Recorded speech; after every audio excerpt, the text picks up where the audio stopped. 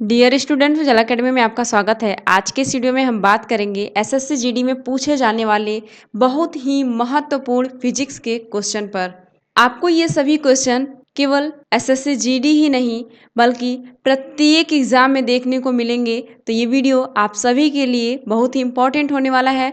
तो वीडियो को एंड तक जरूर देखिएगा और यदि चैनल पर नए हैं तो चैनल को जरूर से जरूर सब्सक्राइब कर लीजिएगा ताकि मेरी आने वाली हर एक वीडियो आप तक पहुंच सके। भौतिकी से बार बार एग्जाम में पूछे जाने वाले जो क्वेश्चन हैं टॉप 50 उनको मैं इस सीरीज में करवाऊंगी। तो इस सीरीज में हम बात करेंगे, यानी कि ये वीडियो पार्ट 1 होने वाला है टॉप 50 क्वेश्चन का।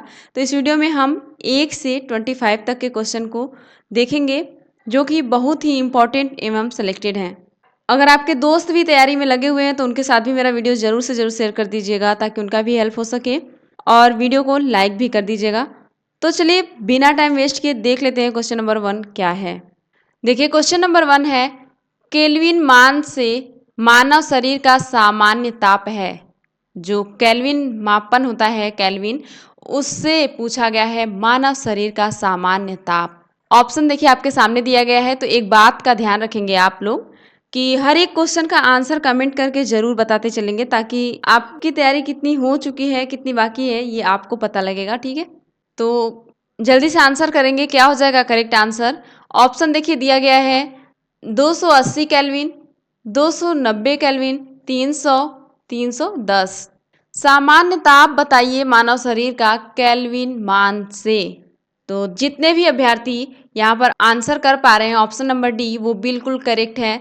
310, 310 केल्विन ये होता है मानव शरीर का सामान्य ताप केल्विन मान में। ठीक है, यानी कि ऑप्शन नंबर डी इस क्वेश्चन का राइट आंसर हो जाएगा। मैं उम्मीद करूंगी कि आप लोग जितना भी इम्पोर्टेंट लगे आपको क्वेश्चन या फिर जो समझ में ना आए उसे नोट भी कर लीजिएगा। ऐसे क्या होता है जब हम कोई चीज़ नोट कर लेंगे तो वो अगर एक बार में नहीं समझ में आया तो 2-3 बार अगर आप समझेंगे तो जरूर से जरूर समझ में आ जाएगा। ठीक है, मैं उम्मीद करती हूँ कि ये क्वेश्चन आपको समझ में आ गया होगा। क्वेश्चन आपसे पूछा गया था केल्विन मान से मानव शरीर का सामान्य ताप है, तो याद रखिएगा 310। देखिए क्वेश्चन नंबर 2 है, कौन सा तापमान सेंटीग्रेड और फ़ारेनहाइट दोनों मापक्रमों में एक समान है? किसकी बात की जा रही है? ऐसे तापमान की बात की जा रही है जिसमें सेंटीग्रेड और फ़ारेनहाइट दोनों क्रम जो होते हैं वो एक समान होते हैं। ऑप्शन देखिए आपके सामने दिया गया है। अभी मैं आपको बताई हूँ कि आंसर करते हुए चलिएगा, तो आप लोग जल्दी से कमेंट करके इस क्वेश्चन का आंसर बताएंगे। मैं ऑप्शन आपको बता देती हूँ। 40 डिग्री, 100 डिग्री, -100 डिग्री, -40 डिग्री। बताइए क्या हो जाएगा करेक्ट आंसर? इसमें से ऐसा कौन सा तापमान आपसे पूछा गया जो सेंटीग्रेड और फ़ारेनहाइट दोनों मापक्रम में एक समान है? देखिए यहाँ पर जितने लोग ऑप्शन नंबर डी के साथ जा रहे हैं या आंसर कर रहे हैं वो बिल्कुल करेक्ट है। -40 डिग्री, -40 डिग्री यही वो तापमान है जिसमें सेंटीग्रेड और फ़ारेनहाइट दोनों मापक्रम समान होते हैं, यानी कि ऑप्शन नंबर डी इस क्वेश्चन का राइट आंसर हो जाएगा। आगे क्वेश्चन नंबर 3, न्यूनतम संभव ताप है। किसमें न्यूनतम संभव ताप है बताइए? ऑप्शन आपके सामने दिया गया है -273 degree Celsius, 0 degree Celsius, -300 degree Celsius या फिर 1 डिग्री सेल्सियस। बताइए यहाँ पर कौन सा करेक्ट आंसर हो जाएगा? न्यूनतम ताप है किसमें? सबसे ज़्यादा न्यूनतम ताप की बात की गई है यहाँ पर। तो यहाँ पर जितने लोग आंसर कर रहे हैं ऑप्शन नंबर ए वो बिल्कुल करेक्ट है। -273 डिग्री सेल्सियस यह न्यूनतम ताप है। याद रखेंगे -273 डिग्री सेल्सियस। या और इम्पॉर्टेंट क्वेश्चन है, इसे तो आप जरूर कहीं ना कहीं नोट कर लेंगे, यानी कि ऑप्शन नंबर ए इस क्वेश्चन का राइट आंसर हो जाएगा। आगे क्वेश्चन नंबर 4, फ़ारेनहाइट स्केल पर किसी वस्तु का ताप 212 डिग्री फ़ारेनहाइट है, सेल्सियस मापने पर उस वस्तु का ताप होगा। क्या पूछा गया है आपसे? फ़ारेनहाइट स्केल पर किसी वस्तु का ताप अगर 212 फ़ारेनहाइट है तो सेल्सियस मापने पर उस वस्तु का ताप आपसे पूछा गया है। क्वेश्चन सबसे पहले आप समझने की कोशिश करेंगे फिर आंसर करेंगे जिससे आंसर गलत नहीं होगा। ठीक है, ऑप्शन देख लेते हैं। देखिए ऑप्शन नंबर 1 है -32 degree Celsius, 40 degree Celsius, 100 degree Celsius, 112 degree Celsius. बताइए उस वस्तु का ताप क्या होगा। तो यहाँ पर जितने लोग आंसर कर रहे हैं ऑप्शन नंबर सी वो बिल्कुल करेक्ट है। 100 डिग्री सेल्सियस यहाँ पर करेक्ट हो जाएगा।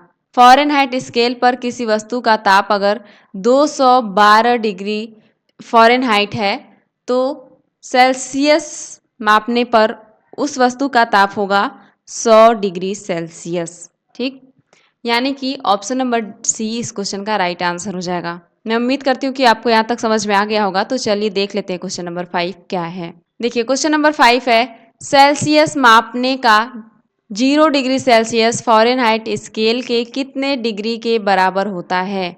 क्या पूछा गया है यहाँ पर, सेल्सियस मापने का जो 0 डिग्री सेल्सियस फ़ारेनहाइट स्केल है कितने डिग्री के बराबर होगा। बताइए क्या वो 50 या फिर 32, 64, 273। जल्दी से आंसर करेंगे, क्या हो जाएगा इस क्वेश्चन का राइट आंसर। तो देखिए यहाँ पर जितने लोग आंसर कर पा रहे हैं ऑप्शन नंबर बी वो बिल्कुल करेक्ट है। 32 डिग्री इसके बराबर होगा 0 डिग्री सेल्सियस फ़ारेनहाइट। ठीक है, यानी कि ऑप्शन नंबर बी इस क्वेश्चन का राइट आंसर हो जाएगा। आगे क्वेश्चन नंबर 6, मानव शरीर का सामान्य तापक्रम 98.4 डिग्री फ़ारेनहाइट है, इसके बराबर डिग्री सेल्सियस में तापक्रम है। डिग्री सेल्सियस में आपको तापक्रम पूछा गया है। मानव शरीर का अगर सामान्य तापक्रम होता है 98.4 यानी कि 4 डिग्री फ़ारेनहाइट, तो इसके बराबर बताना है हमें, किसके बराबर, डिग्री सेल्सियस में तापक्रम आपको बताना है।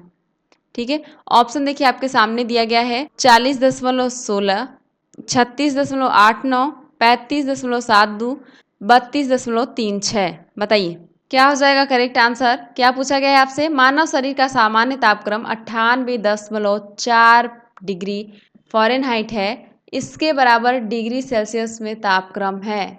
डिग्री सेल्सियस में तापक्रम आपको बताना है। तो बताएंगे आप लोग क्या हो जाएगा यहाँ पर करेक्ट आंसर।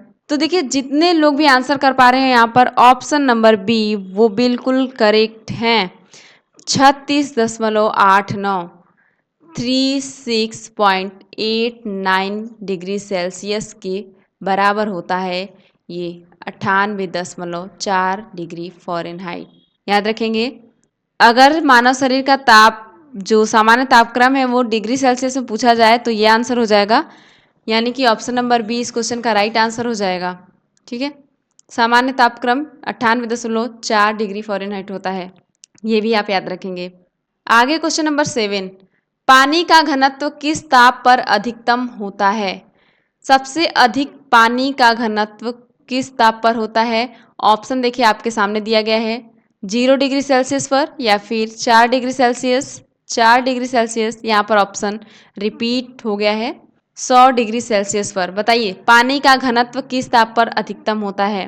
तो देखिए जितने भी अभ्यर्थी यहाँ पर ऑप्शन नंबर बी और सी कर रहे हैं, इन दोनों में से कोई भी कर रहे हैं वो बिल्कुल करेक्ट है, क्योंकि दोनों ही ऑप्शन एक ही है। ठीक है, यानी कि पानी का घनत्व 4 डिग्री सेल्सियस पर ताप पर अधिक होता है, सबसे अधिक होता है यानी अधिकतम होता है। ठीक है, इस क्वेश्चन का राइट आंसर बी और सी है, क्योंकि दोनों ही ऑप्शन सेम हो गया है। मैं उम्मीद करती हूँ कि आप समझ गए होंगे। तो चलिए देख लेते हैं क्वेश्चन नंबर 8। देखिए क्वेश्चन नंबर 8 है, जब बर्फ को 0 डिग्री सेल्सियस से 10 डिग्री सेल्सियस तक गर्म किया जाता है तो जल की आयतन, जल का आयतन पूछा गया है आपसे कब, जब बर्फ को 0 डिग्री सेल्सियस से 10 डिग्री सेल्सियस तक गर्म किया जाता है।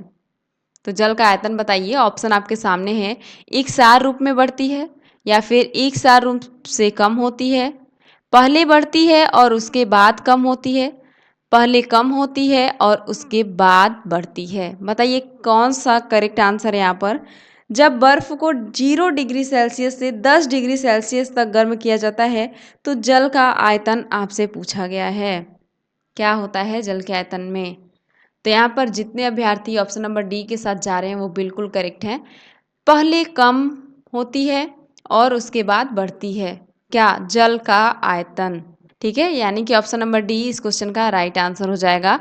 जब बर्फ 0 डिग्री सेल्सियस से 10 डिग्री सेल्सियस तक गर्म की जाती है तो जल का आयतन पहले कम होगा फिर उसके बाद बढ़ेगा, याद रखिएगा। तो चलिए अब देख लेते हैं क्वेश्चन नंबर 9 क्या है। देखिए क्वेश्चन नंबर 9 है, यदि जल को 10 डिग्री सेल्सियस से 0 डिग्री सेल्सियस तक ठंडा किया जाए तो क्या होगा। ऑप्शन आपके सामने दिया गया है।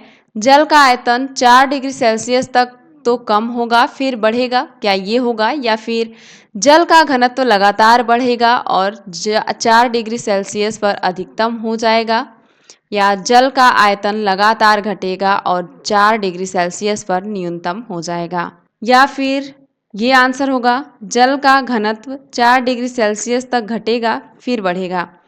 देखिए हम चारों ऑप्शन यहाँ पर बता दिए हैं आपको, तो अब आप लोग जल्दी जल्दी आंसर करके बताइए क्या हो जाएगा करेक्ट आंसर। अगर जल को 10 डिग्री सेल्सियस से 0 डिग्री सेल्सियस तक ठंडा किया जाए तब इस स्थिति में क्या होगा। तो देखिए यहाँ पर जितने लोग आंसर कर पा रहे हैं ऑप्शन नंबर ए वो बिल्कुल करेक्ट है। जल का आयतन 4 डिग्री सेल्सियस तक तो पहले कम होगा फिर क्या होगा, बढ़ जाएगा, यानी कि ऑप्शन नंबर ए इस क्वेश्चन का राइट आंसर हो जाएगा। याद रखिएगा, और बहुत ही इंपॉर्टेंट क्वेश्चन है तो इसे इंपॉर्टेंट में जरूर से जरूर नोट कर लीजिएगा। ठीक है, जल का आयतन 4 डिग्री सेल्सियस तक कम होता है फिर बढ़ता है। ठीक है, जब जल को 10 डिग्री सेल्सियस से 0 डिग्री सेल्सियस तक ठंडा किया जाता है तो ऐसी स्थिति में। आगे क्वेश्चन नंबर 10, ऊष्मा के संचरण की विधि, ट्रांसमिशन ऑफ हीट पूछा गया है। किस विधि द्वारा होता है ऊष्मा का संचरण। ऑप्शन देखिए आपके सामने दिया गया है, चालन, संवहन, विकिरण, उपयुक्त सभी।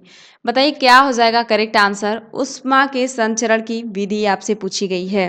देखिए अगर हम बात करें ऊष्मा के संचरण की विधि की तो यहाँ पर ऑप्शन नंबर डी करेक्ट हो जाएगा, उपयुक्त सभी, यानी कि चालन, संवहन, विकिरण, ये सभी ऑप्शन यहाँ पर करेक्ट हो जाएंगे। याद कर रखिएगा, इन सभी विधियों द्वारा ऊष्मा का संचरण होता है, यानी कि यही ये सभी विधियां हैं ऊष्मा के संचरण की। मैं उम्मीद करती हूँ कि आपको समझ में आ गया होगा, यानी कि ऑप्शन नंबर डी इस क्वेश्चन का राइट आंसर हो जाएगा। आगे क्वेश्चन नंबर 11, द्रवों तथा गैसों में ऊष्मा का स्थानांतरण निम्नलिखित में से किस विधि द्वारा होता है। देखिए सबसे पहले क्वेश्चन को समझने की कोशिश करिए। आपसे क्या पूछा गया है, द्रवों तथा गैसों में ऊष्मा का स्थानांतरण निम्नलिखित में से, ये जो चारों ऑप्शन दिया गया है उसमें से किस विधि द्वारा होता है। मैं उम्मीद करती हूँ कि क्वेश्चन समझ में आ गया होगा, तो जल्दी जल्दी आंसर करके बताएंगे क्या हो जाएगा करेक्ट आंसर। ऑप्शन भी देख लीजिए क्या है, चालन है, संवहन, विकिरण, इनमें से सभी। बताइए क्या हो जाएगा करेक्ट आंसर। द्रवों तथा गैसों में ऊष्मा का स्थानांतरण इन सभी में से किस विधि द्वारा होता है। जल्दी जल्दी कमेंट करके इस क्वेश्चन का राइट आंसर बताएंगे आप लोग क्या हो जाएगा। तो देखिए अगर हम बात करें द्रवों तथा गैसों में ऊष्मा का स्थानांतरण की विधि का, तो वो होता है संवहन के द्वारा, यानी कि यहाँ पर ऑप्शन नंबर बी करेक्ट हो जाएगा, संवहन। ठीक है, द्रवों तथा गैसों में ऊष्मा का स्थानांतरण संवहन विधि द्वारा होता है। याद रखिएगा, बहुत ही इंपॉर्टेंट क्वेश्चन है क्योंकि एग्जाम में कई बार पूछा गया है। और ऐसा नहीं कि एसएससी जीडी के एग्जाम में ही ये सब आपको क्वेश्चन देखने को मिलेंगे। आप अगर किसी भी एग्जाम की तैयारी कर रहे हैं तो आपको सभी एग्जाम में ये प्रश्न जरूर देखने को मिलेंगे। तो अगर आपको क्वेश्चन के लेवल अच्छे लग रहे होंगे तो वीडियो को जरूर से जरूर लाइक कर दीजिएगा, और अभी तक अगर चैनल को सब्सक्राइब नहीं किया तो चैनल को सब्सक्राइब कर लें ताकि इस वीडियो का पार्ट 2 आप तक पहुंच सके। आने वाली हर एक वीडियो का आप तक नोटिफिकेशन पहुंच सके, इसलिए बेल आइकन को प्रेस करना नहीं भूलिएगा। ठीक है, तो चलिए अब बात कर लेते हैं क्वेश्चन नंबर 12 की। देखिए क्वेश्चन नंबर 12 है, विद्युत केतली में पानी गर्म होता है, किसके कारण विद्युत केतली में पानी गर्म होता है। बताएंगे जल्दी से क्या हो जाएगा राइट आंसर। ऑप्शन देखिए आपके सामने दिया गया है, चालन के कारण, क्या ये वो रीज़न है जिसमें विद्युत केतली में पानी गर्म हो जाता है, या फिर संवहन के कारण, या विकिरण के कारण, या फिर इनमें से सभी। बताइए क्या हो जाएगा करेक्ट आंसर। विद्युत केतली में पानी गर्म होता है किसके कारण। जल्दी जल्दी करके कमेंट बताइए क्या हो जाएगा राइट आंसर। देखिए अगर हम बात करें विद्युत केतली में पानी कैसे गर्म होता है, उसका कारण क्या है, तो उसका कारण होता है संवहन। विद्युत केतली में पानी गर्म होता है संवहन के कारण, याद रखिएगा और इम्पोर्टेंट में नोट कर लीजिएगा कई बार। और लगभग हर एक आप किसी भी एग्जाम की तैयारी कर रहे हो वो मैटर नहीं करता, ये क्वेश्चन हर जगह पूछा गया है, यानी कि ऑप्शन नंबर बी इस क्वेश्चन का राइट आंसर हो जाएगा। विद्युत केतली में पानी गर्म होने का कारण है संवहन। आगे क्वेश्चन नंबर 13, सूर्य की ऊष्मा पृथ्वी पर निम्नलिखित में से किस प्रकार के संचार माध्यम से आती है। जो सूर्य का प्रकाश है वो पृथ्वी तक किस संचार माध्यम से आती है उसकी बात की जा रही है यहाँ पर। ऑप्शन देखिए आपके सामने दिया गया है, संवहन, विकिरण, संनयन, ताप विनिमय। बताइए क्या हो जाएगा करेक्ट आंसर। मैं उम्मीद करती हूँ क्वेश्चन समझ गए होंगे। देखिए आपसे ये बात की जा रही है कि जो सूर्य की ऊष्मा है पृथ्वी तक किस संचार माध्यम से आती है। तो यहाँ पर जितने लोग भी आंसर कर पा रहे हैं ऑप्शन नंबर बी वो बिल्कुल करेक्ट हैं। विकिरण संचार माध्यम, ये जो विकिरण है यही एक संचार माध्यम है जो उस सूर्य की जो ऊष्मा है वो पृथ्वी तक लाती है। ठीक है, याद रखिएगा, यानी कि ऑप्शन नंबर बी इस क्वेश्चन का राइट आंसर हो जाएगा। आगे क्वेश्चन नंबर 14, बोलोमीटर मापन की एक युक्ति है। क्या क्वेश्चन है, बोलोमीटर मापन की एक युक्ति पूछा गया आपसे। ऑप्शन आपके सामने दिया गया है, दाब के, या फिर पौधों में वृद्धि के, उसमें विकिरण के, वायु की गति के। बताइए बोलोमीटर मापन की एक युक्ति है, क्या है। तो यहाँ पर जितने लोग आंसर कर रहे हैं ऑप्शन नंबर सी वो बिल्कुल करेक्ट हैं, उसमें विकिरण के। बोलोमीटर मापन की एक युक्ति है, वो युक्ति है उसमें विकिरण के, यानी कि ऑप्शन नंबर सी इस क्वेश्चन का राइट आंसर हो जाएगा। देखिए आगे क्वेश्चन नंबर 15, कमरे में रखे हुए रेफ्रिजरेटर के दरवाजे खुले छोड़ दिए जाए तो क्या होगा। जो फ्रिज रखा रहता है घर में उसके दरवाजे अगर खुला छोड़ दिया जाए तो क्या होगा, क्वेश्चन आपसे ये पूछा गया है। ऑप्शन देखिए आपके सामने दिया गया है, कमरा रेफ्रिजरेटर के भीतर के ताप तक ठंडा हो जाएगा, क्या ये होगा, या फिर कमरा रेफ्रिजरेटर के अंदर से भी अधिक ताप तक ठंडा हो जाएगा, क्या ये हो जाएगा, या फिर कमरा धीरे धीरे गर्म हो जाएगा, या कमरे में वायु का ताप अपवर्तित रहेगा। बताइए अगर कमरे में जो फ्रिज रखा हुआ है उसका दरवाज़ा खुला छोड़ दिया जाए तो क्या होगा। जल्दी जल्दी कमेंट कर आंसर बताएंगे क्या हो जाएगा इस क्वेश्चन का राइट आंसर। तो देखिए जितने लोग यहाँ पर आंसर कर पा रहे हैं ऑप्शन नंबर सी वो बिल्कुल करेक्ट है। अगर आप किसी भी फ्रिज को कमरे में खुला हुआ छोड़ देंगे, यानी कि फ्रिज का दरवाज़ा खुला छोड़ देंगे, तो वो जो कमरा है वो कमरा धीरे धीरे गर्म हो जाएगा। ठीक है, यही होगा, यानी कि ऑप्शन नंबर सी इस क्वेश्चन का राइट आंसर है। आगे क्वेश्चन नंबर 16, उबलते जल द्वारा जलने की तुलना में भाप द्वारा जलना अधिक कष्टदायक होता है, क्यों। देखिए ये तो बात सच है, अगर उबलते हुए जल द्वारा जल आपके ऊपर थोड़ा बहुत भी गिर जाए तो वो उतना दर्दनाक नहीं होता जितना कि अगर भाप लग जाए। भाप द्वारा जो जलन होता है ना वो बहुत ही कष्टदायी होता है जल की अपेक्षा। तो बताइए क्यों होता है ऐसा।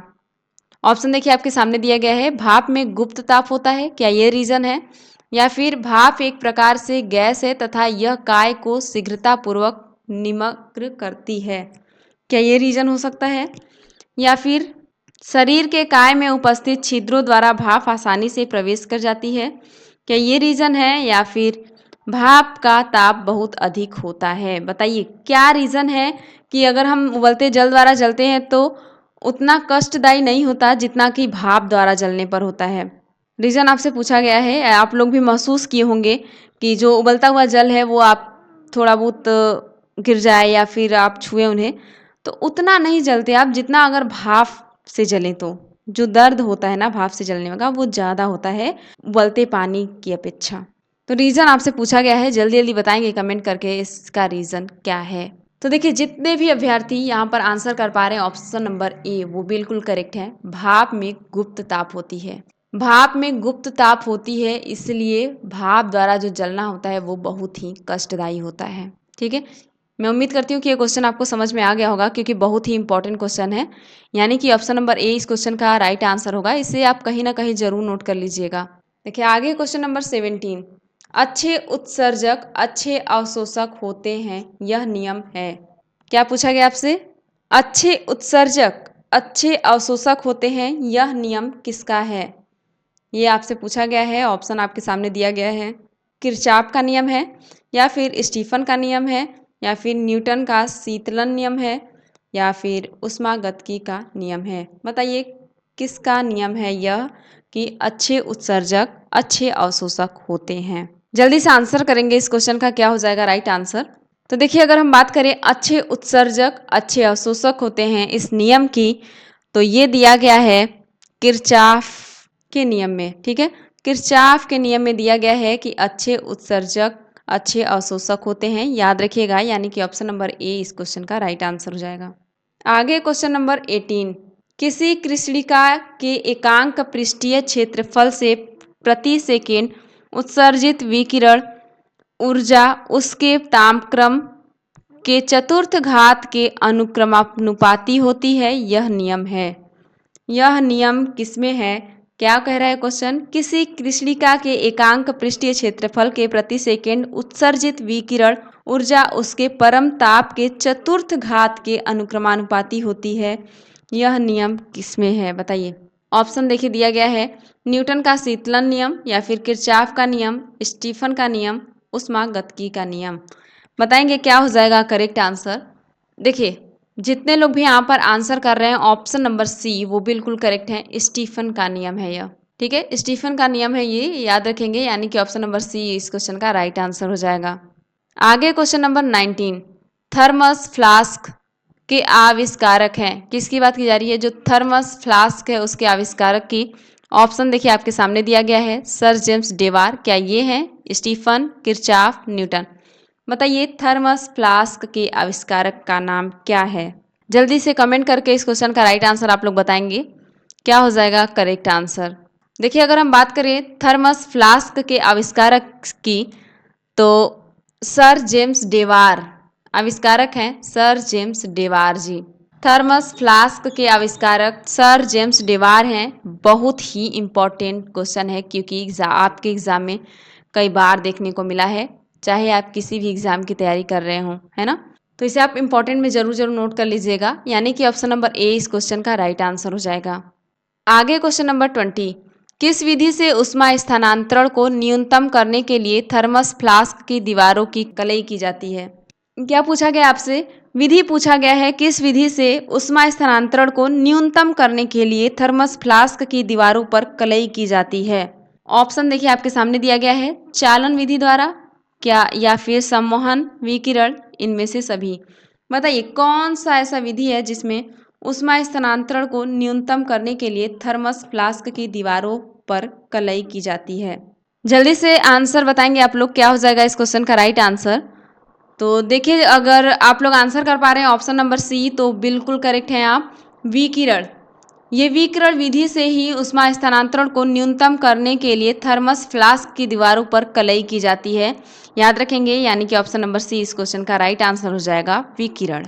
आगे क्वेश्चन नंबर 21, निम्नलिखित में से किसमें सर्वोच्च विशिष्ट ऊष्मा का मान होता है? किसकी बात की गई है इसमें? इन सभी ऑप्शन में से आपको बताना है किसमें सर्वोच्च विशिष्ट ऊष्मा का मान होता है। ऑप्शन देखिए दिया गया है, कांच, तांबा, सीमा, जल। बताइए जल्दी से क्या हो जाएगा राइट आंसर। तो देखिए, जितने भी अभ्यर्थी यहाँ पर आंसर कर रहे हैं ऑप्शन नंबर डी वो बिल्कुल करेक्ट है, जल। जल में सर्वोच्च विशिष्ट ऊष्मा का मान होता है, यानी कि ऑप्शन नंबर डी इस क्वेश्चन का राइट आंसर हो जाएगा। आगे क्वेश्चन नंबर 22, मोटर गाड़ी के रेडिएटर को ठंडा करने के लिए पानी का व्यवहार किया जाता है, क्यों? जो मोटर गाड़ी के रेडिएटर हैं उसको ठंडा करने के लिए पानी का व्यवहार किया जाता है, तो क्यों किया जाता है? ऑप्शन देखिए दिया गया है, पानी की विशिष्ट ऊष्मा अधिक होती है, क्या ये रीजन है, या फिर पानी का घनत्व कम होता है, या पानी सस्ता होता है, या फिर पानी कम ताप पर मिलता है? बताइए क्या हो जाएगा करेक्ट आंसर। मोटर गाड़ी के रेडिएटर को ठंडा करने के लिए पानी का व्यवहार किया जाता है, क्यों? तो देखिए, जितने लोग यहाँ पर आंसर कर पा रहे हैं ऑप्शन नंबर ए वो बिल्कुल करेक्ट है, पानी की विशिष्ट ऊष्मा अधिक होती है। ठीक है, याद रखेंगे, पानी की विशिष्ट ऊष्मा अधिक होती है, इसीलिए उपयोग किया जाता है मोटर गाड़ी के रेडिएटर को ठंडा करने के लिए। मैं उम्मीद करती हूँ कि आपको समझ में आ गया होगा, यानी कि ऑप्शन नंबर ए इस क्वेश्चन का राइट आंसर हो जाएगा। आगे क्वेश्चन नंबर 23, ऊर्ध्वपातन पदार्थ है। किसकी बात की जा रही है? ऊर्ध्वपातन पदार्थ की। ऑप्शन आपके सामने है, कपूर, नेपेलिन, अमोनियम क्लोराइड, उपयुक्त सभी। बताइए ऊर्ध्वपातन पदार्थ की बात की गई है, आंसर क्या हो जाएगा करेक्ट? ऊर्ध्वपातन पदार्थ है, क्या है? आप लोग जल्दी से कमेंट कर इस क्वेश्चन का राइट आंसर बताएंगे। देखिए, अगर हम बात करें ऊर्ध्वपातन पदार्थ की तो ये सभी हैं, यानी कि ऑप्शन नंबर डी यहाँ पर करेक्ट हो जाएगा, उपयुक्त सभी। यानी कि ऊर्ध्वपातन में आ जाएगा आपका कपूर, नेपेलिन, अमोनियम क्लोराइड। ये तीनों ही ऑप्शन को आप नोट कर लीजिएगा, ऊर्ध्वपातन पदार्थ हैं ये सभी। ठीक है, यहाँ पर ऑप्शन नंबर डी उपयुक्त सभी करेक्ट हो जाएगा। आगे क्वेश्चन नंबर 24, जिस ताप पर कोई पदार्थ ठोस उष्मा पाकर द्रव में परिणत होता है तो कहलाता है। क्या बात किया गया यहाँ पर, जिस ताप पर कोई ठोस पदार्थ उष्मा पाकर द्रव में परिणत होता है तो क्या कहलाता है वह प्रोसेस। क्या वो क्वथनांक कहलाएगा, गलनांक, वाष्पन, इनमें से कोई नहीं। बताइए क्या हो जाएगा करेक्ट आंसर। आपसे पूछा गया है जिस ताप पर कोई ठोस पदार्थ उष्मा पाकर द्रव में परिणत होता है तो वो क्या कहलाता है, वो प्रोसेस क्या कहलाता है। तो देखिए यहाँ पर जितने लोग आंसर कर रहे हैं ऑप्शन नंबर बी वो बिल्कुल करेक्ट है, गलनांक। गलनांक कहलाता है, याद रखिएगा। जब कोई ठोस पदार्थ उष्मा पाकर द्रव में बदलता है तो वो गलनांक कहलाता है, याद रखिएगा। कई बार एग्जाम में पूछा गया क्वेश्चन है, यानी कि ऑप्शन नंबर बी इस क्वेश्चन का राइट आंसर हो जाएगा। देखिए इस वीडियो का लास्ट क्वेश्चन है क्वेश्चन नंबर 25। जैसा कि हम आपको बताएं कि ये जो टॉप 50 क्वेश्चन है भौतिक विज्ञान के, जो कि हमेशा पूछे जाते हैं हर एक एग्जाम में, तो उस सीरीज में से मैं इस पार्ट 1 वीडियो में आपको 1 से 25 तक के क्वेश्चन करवाऊंगी, और बाकी के जो 26 से 50 तक के क्वेश्चन रह जाएंगे वो मैं लेकर आऊँगी अपने पार्ट 2 वीडियो में। तो मेरे चैनल को सब्सक्राइब कर लीजिएगा और बेल आइकन को भी प्रेस कर लीजिएगा ताकि आपको ये पार्ट 2 वीडियो सबसे पहले मिल सके। तो देखिए क्वेश्चन की बात कर लेते हैं। तो क्वेश्चन पूछा गया है, दाब बढ़ने से किसी द्रव का क्वथनांक क्या होगा। जब दाब बढ़ेगा तो किसी द्रव का क्वथनांक पर क्या असर पड़ेगा, ये पूछा गया आपसे। ऑप्शन देखिए दिया गया है, घटेगा, बढ़ेगा, अपरिवर्तित रहेगा, कभी घटेगा, कभी बढ़ेगा। बताइए क्या हो जाएगा करेक्ट आंसर। दाब बढ़ने से किसी द्रव का क्वथनांक क्या रहेगा। तो देखिए अगर आप ऑप्शन नंबर बी के साथ जा रहे हैं तो बिल्कुल करेक्ट है आप, बढ़ेगा। दाब बढ़ने से किसी द्रव का क्वथनांक जो होता है वो बढ़ता है हमेशा। ठीक है, याद रखेंगे आप लोग। यानी कि ऑप्शन नंबर बी इस क्वेश्चन का राइट आंसर हो जाएगा, बढ़ेगा। जैसा कि हम आपको अभी बताएं कि ये पार्ट 1 वीडियो था। पार्ट 2 जल्द ही आपको देखने को मिलेगा, तो मेरे चैनल को सब्सक्राइब कर लीजिएगा। और यदि ये वीडियो अच्छा लगा होगा तो अपने दोस्तों के साथ शेयर कर दीजिएगा और वीडियो को जरूर से जरूर लाइक कर दीजिएगा। अगर ऐसा कोई भी क्वेश्चन है जो आपको नहीं समझ में आया है तो एक बार वीडियो फिर से रिपीट करके देख लीजिएगा ताकि आपका डाउट क्लियर हो सके, क्योंकि ये सभी क्वेश्चन बहुत ही सेलेक्टेड एवं इम्पॉर्टेंट हैं, क्योंकि हमेशा हर एक एग्ज़ाम में देखने को मिलते हैं। तो कोई भी ऐसा क्वेश्चन न हो जो आपको न आए, है ना। तो वीडियो भले ही दोबारा देखना पड़े, देख लीजिएगा, लेकिन डाउट मत रखिएगा, क्योंकि बहुत बच्चे ऐसे होते हैं जिनका एग्ज़ाम 1 और 2 नंबर से रह जाता है, तो उनका सिलेक्शन रुक जाता है। उनका सिलेक्शन न होने का कारण यही होता है कि 1-2 क्वेश्चन पे वो ध्यान नहीं देते हैं। तो आप लोग बिल्कुल ऐसा नहीं करेंगे। अगर आपका भी 1-2 नंबर से एग्ज़ाम क्रैक होने से रह जा रहा है तो इस गलती को आप लोग सुधार लीजिए। एक एक क्वेश्चन इंपॉर्टेंट है, तो एक एक क्वेश्चन को ज़रूर समझ लीजिएगा। तो चलिए मैं आपसे मिलती हूँ पार्ट 2 वीडियो में। तब तक के लिए टाटा, बाय बाय।